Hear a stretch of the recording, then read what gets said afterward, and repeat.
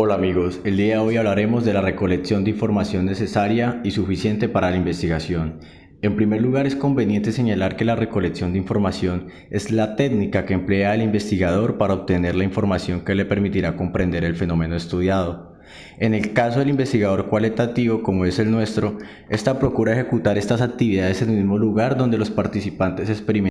El método básico de toda ciencia es, como ya señalamos, la observación de los datos o hechos y la interpretación de su significado. Toda ciencia trata de desarrollar técnicas especiales para efectuar observaciones sistemáticas y garantizar la interpretación. A continuación hablaremos de la hermenéutica en la historia. En la investigación tradicional siempre se ha utilizado la hermenéutica en un capítulo final, generalmente titulados Interpretación de los resultados o Discusión de los resultados, en donde se pregunta el investigador qué significan en realidad esos resultados. En su forma explícita y directa, la actividad hermenéutica comienza con la cultura griega, con las diferentes interpretaciones de Homero y en la tradición judeocristiana ante el problema que plantearon las versiones diferentes de un mismo texto bíblico. Diddley, uno de los principales exponentes del método hermenéutico en las ciencias humanas, define la hermenéutica como el proceso por medio del cual conocemos la vida psíquica, la ayuda de signos sensibles que son su manifestación. ¿Cuál es la teoría de la hermenéutica? Debido a ello, Schleiermacher estructuró un proyecto de hermenéutica universal y trató de formar una ciencia de la hermenéutica con una verdadera perspectiva de la comprensión que tuviera la autonomía de un método. Las ideas y principios de Schleiermacher fueron los decisivos con el progreso de la hermenéutica. Así, Diddley convierte a la hermenéutica en un método general de la comprensión. De ese modo, la hermenéutica se convierte en un método de sistematización de procedimientos formales en la ciencia de la correcta interpretación y comprensión. Capítulo 6. Métodos fenomenológicos. La fenomenología es el estudio de los fenómenos tal como son experimentados, vividos y percibidos por el hombre. Husserl, fundador de la fenomenología, acuñó el término Lebenswelt para expresar la matriz de este mundo vivido como su propio significado. Nos explica su fundamentación teórica, los pasos que se deben utilizar para este método, la elección de la técnica, la etapa estructural, la lectura general de la descripción de cada protocolo, la delimitación de las unidades temáticas naturales, la determinación del tema central que denomina cada unidad temática, la integración de todos los temas centrales en una estructura particular descriptiva, la integración de todas las estructuras particulares en una general y una entrevista final con los sujetos estudiados. Y como último, una discusión de los resultados. Esto es lo que nos hablan en este capítulo para poder crear este método fenomenológico. Fundamentación teórica. Ofrece un punto de vista alterno y diferente del positivista acerca de la objetividad y de los métodos apropiados para el estudio de la conducta humana. Estructura y sistema. El problema mayor que la realidad humana ha planteado la ciencia se deriva de su propia naturaleza. El objeto del estudio etnográfico sería la nueva realidad que emerge de la interacción de las partes constituyentes. Validez. Una investigación tiene un alto nivel de validez si observa, medir o apreciar una realidad.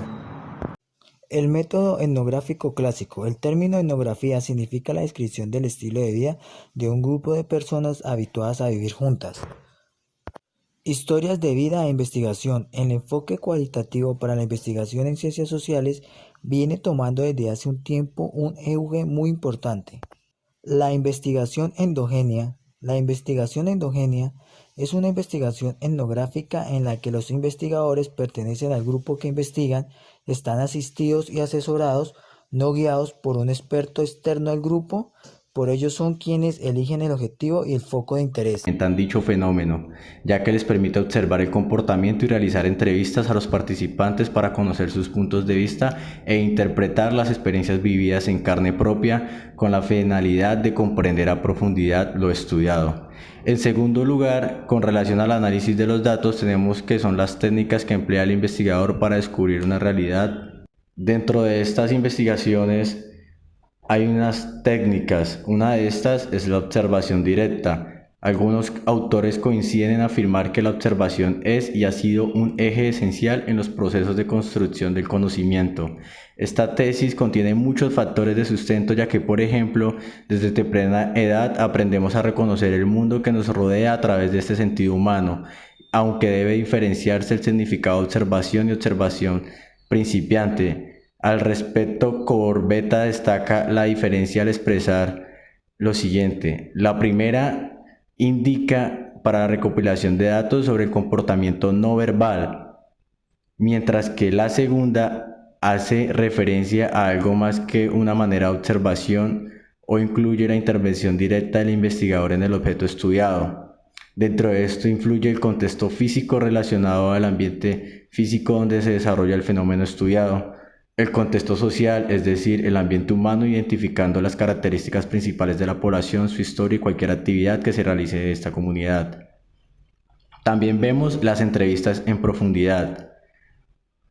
Dentro de antes de explicar el método de la entrevista en profundidad, se debe abordar la temática de la entrevista en el ámbito de la investigación cualitativa, considerando, por supuesto, el hecho incuestionable que el mismo ocurre a través del uso del lenguaje, cuya universalidad es innegable en cualquier esfera del ámbito social. No obstante, al igual que el método de observación participante, no es lo mismo conversar con alguien de forma espontánea que iniciar un proceso controlado y sistemática de recolección de información a través de pautas metodológicas y procedimentales.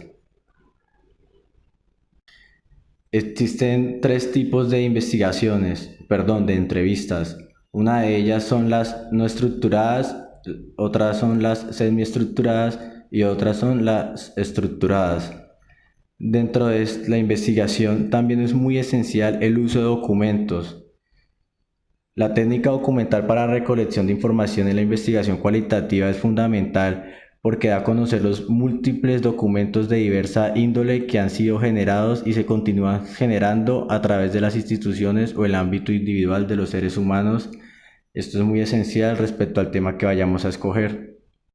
Un gran ejemplo de esto es la cantidad de investigaciones de comunicadores enviadas a una nación o hechas tal vez desde otra perspectiva que hasta el día de hoy nos permiten al investigador cualitativo revisar sus implicaciones e innumerables interpretaciones para intentar la comprensión de algún proceso sociohistórico. Siguiendo la secuencia teórica propuesta por Corbetta, se puede afirmar que en lo que respecta a la titularidad de los documentos pudieron resumirse en dos grandes conjuntos, personales e institucionales.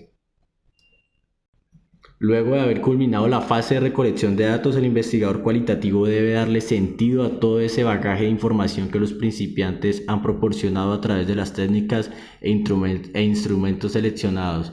Por supuesto, realizado a través de la coherencia paradigmática requerida. Dicho de otro modo, toda esa información por sí sola no dirá nada hasta que sea procesada. El proceso cualitativo de análisis de los datos e interpretación de los resultados constituye uno de los momentos más relevantes, por no decir el más importante, del proceso de investigador.